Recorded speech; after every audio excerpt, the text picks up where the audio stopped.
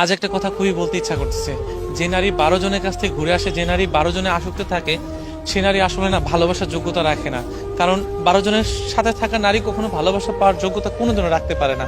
কারণ তারা শুধু মন ভেঙে যায়, কখনো মনের ভালোবাসাটা বুঝতে পারে না। কারণ এই জন্য বুঝতে পারে না, কারণ ওই নারীর স্বভাবটা 12 জনের সাথে মিশে থাকা।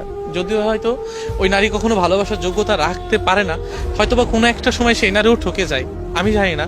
কিন্তু ওই নারীগুলো না কখনোই ভালোবাসার যোগ্যতা রাখে না। কারণ তুমি নারী 12 জনের সাথে মিশে আসবে, 12 জনের সাথে মিশে থাকবা, সেইটা কোনো ছেলে বা কোনো ভালোবাসার মানুষই মেনে নিতে পারবে না। হয়তো আমি তো নাই বা কোনো ছেলে, আমার মনে হয় না দুনিয়ার কোনো পুরুষ মেনে নিতে পারে। কিন্তু ভালোবাসা যখন সত্যি হয়, তখন কিন্তু একটা বাজারের মেয়েকে নিয়েও কিন্তু সংসার পাতা যায়।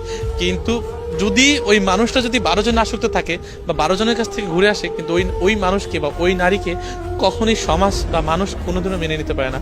হয়তো বা টাকার জন্য সমাজ কিছুটা মেনে নিতে পারে, কিন্তু প্রকৃতি পুরুষ বা প্রকৃতি ভালোবাসার মানুষ কখনোই মেনে নিতে পারে না।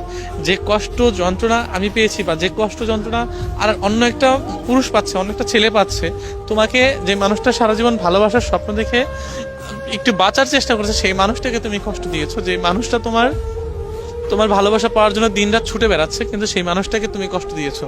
তুমি নারী চরিত্রহীন হতে পারো, কিন্তু যে মানুষটা তোমাকে সত্যিকারে ভালোবাসে, সেই মানুষটাকে কষ্ট দিতে পারো না। হয়তো বা কথাগুলো শুনে আপনার একটু খারাপ লাগতে পারে, কিন্তু এটাই সত্য। জানেন, সমাজে না যে মানুষগুলো মানুষের মন নিয়ে খেলে না, সেই মানুষগুলো কখনো না ভালোবাসার যোগ্যতা রাখে না।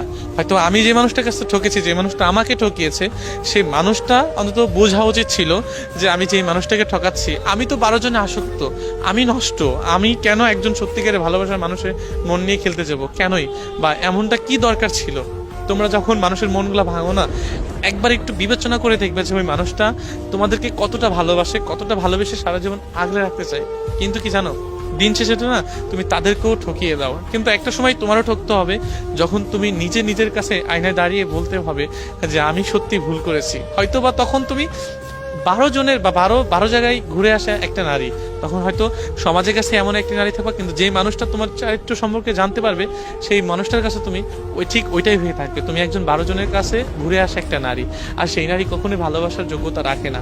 এরা সারা জীবন এমনটাই থেকে যাবে।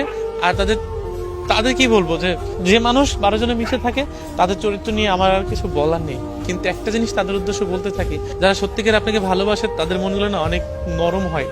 একটা কোমল হৃদয় ভাঙার অধিকার আপনার কখনোই নেই, ভাঙতে চায়েন না। আপনি এমনি 12 জনে আসক্ত, চাইলে তাদের মতো একজন মানুষ খুঁজে নিতে পারবেন আপনার মনের মতো। কিন্তু যারা সত্যিকার ভালোবাসে, তাদের মনটাকে নিয়ে আপনি খেলা করেন না, একটু খেলা করেন না।